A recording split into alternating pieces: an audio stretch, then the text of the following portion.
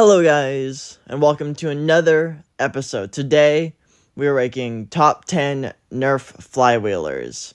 I do many ranking series. I've done Elite, I've done many more top 10s, I've done pretty much almost all of nerf's lines ever. I have a playlist on my channel if you want to go check that out. Today, we are looking at top 10 nerf flywheelers, or just flywheelers in general. This will be a lot like my 2025 ranking the best blasters on the market.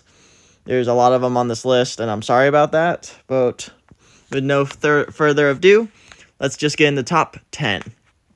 Starting off at number 10 is the Ultra 2. Now, before you explode and get angry at me in the comments, honestly, the Ultra 2 is bad because it is Ultra. This is actually a pretty good blaster. Yes, the flywheelers aren't perfect and aren't balanced, but the loading mechanism and just how this blaster works in general is very fun, and I'm pretty sure everyone who's ever held one of these can say that.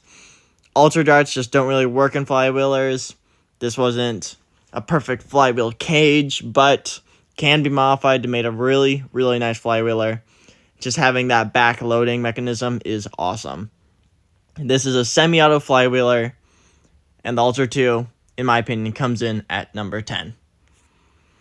At number 9 is the Thunderbolt. The Thunderbolt is a semi-auto flywheeler that hits about 100 FPS, which is honestly crazy.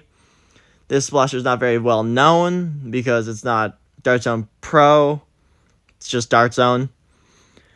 But overall, this blaster is very nice and has awesome ergonomics. It does have a long flywheel rev trigger, which I think is a bit weird, but it's fine. The front grip looks like it's going to feel amazing. And it has sights that can connect onto the blaster, but honestly, get rid of those. Those are dumb to begin with. And this fires full-length darts in a magazine. So number 9. At number 8, seen this before, the Dart Zone Pro Mark III. It is just a very good at doing two things. Not perfect at doing both of them, but very good at doing both. It can fire full lengths and half darts pretty dang well, pumping them out at like 130 for half darts or something, and about 100 for full lengths. And honestly, the ergonomics on this blaster, it is a big, bulky blaster, but I really like the ergonomics on this one.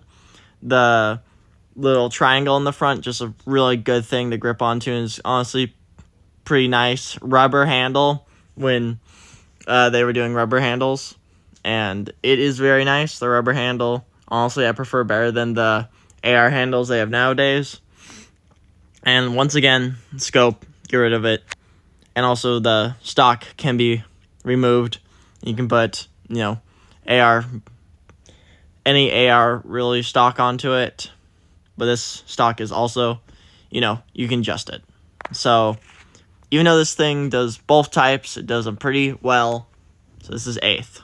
Coming in at number 7 is the Venom Pro. Now the Venom Pro is a very, very nice sidearm, but I don't think it's perfect. It is a very small, compact blaster, and probably the best flywheeler pistol on the market. It is the best.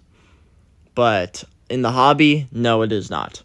This is a full auto blaster, actually. Same with, the Mark III is also full auto. The Venom Pro is a magazine half dart fed blaster, only half darts. And the magazine's fed into its handle, and its full auto isn't amazing, but it's not slow either. It's a good middle ground, how you need, so you don't, empty all your darts at once. It also has a rechargeable battery pack. Very nice all around. So nothing really much else to say. It's a really good full auto flywheeler, coming at number 7. At number 6 is the Perseus. Rival made this list, and the Perseus is a 50-round hopper blaster. It has a rechargeable battery pack and is a full auto monster firing round. Like, 8 to 10 rounds a second. Your ammo goes insanely fast, but honestly is really fun to use it. Hard to reload it just because of how the hopper's designed. It's very thin. But the ergonomics on this blaster is actually very nice. Like, this thing fits and feels awesome. This is probably one of the best Nerf stocks I've ever felt. Only issues is the actual trigger itself is thin, so honestly it doesn't feel good in your finger. And also, you can eject the hopper on the side with this pulley that sticks out pretty far. And honestly, it's pretty easy to eject it. So honestly, I just cut them off of mine because I don't know why you would ever be taking out the hopper or doing anything like that except clearing jams. Fires rival balls and is a pretty good flywheeler. 6. Number 5. The Maximum Pro. This is probably one of the best actual half-dart flywheelers on the list. Dart Zone Pro once more. These things are making these things fly at like 150 to like 170, I believe. Is a adjustable stock, but also you can take that off and put an actual Nerf stock on it, which is pretty cool. Design is interesting. The rev is very weird because you rev not normally. The rev is on the back of the handle. When you squeeze the blaster, it starts revving, which is interesting and could be weird for some, but I don't think it's that big a deal, to be honest with you. And like I said, half-dart magazines, so it's going to take half-darts. And there's nothing really else to say, so number 5. If you can't tell, these are just powerful blasters. Number 4 is an interesting one. The Tomahawk. Does anyone remember this thing? No? This is Avenger Force. I'm like 99% sure. This is Avenger Force. I've seen one of these in person. I don't know why these things disappeared or vanished. They're just kind of gone. This thing holds like, it holds like 80 rounds or so. Full-length darts. Nothing too spectacular. Doesn't hit like insanely hard or anything. But does have a Nerf stock attachment point. It is really nice to hold because you can put your hand on its barrel or under it on that grip. But this thing just having 80 rounds or 70 rounds just on board in a flywheeler is just amazing. And I don't know why this thing's gone. It's just vanished off the face of the earth. But this thing is definitely, in my opinion, the 4th best flywheeler ever made. Coming into 3, and if you do not know, I am not doing hobby blasters for flywheelers because that would just, break the ranking system because how good the hobby flywheelers are. Coming at 3 is the Prometheus. Personally, I don't care. This is another one that probably people will not like that it's this high on the list, but the Prometheus is hands down the best minigun any series of Nerf or any company has made. This is a crazy blaster that holds 200 rounds. Once again, that insanely fast rate of fire of like 8 rounds a second. Big rechargeable battery pack. And is a very comfortable blaster to hold because its handles were just kind of made perfectly. The bottom trigger, you pull that down to rev it. You push down the top trigger to let that thing go full auto. And one of the easiest actual safeties because it's right next to the handle. You just flip that down, safety. It is awesome. It is amazing. And personally, this is one of my favorite rival blasters. I think it beats out the other one with just how well it's built and designed. The other one has issues with loading. This one really doesn't because you just dump them in the top. So, the Prometheus takes number 3. Number 2. Number 2 is,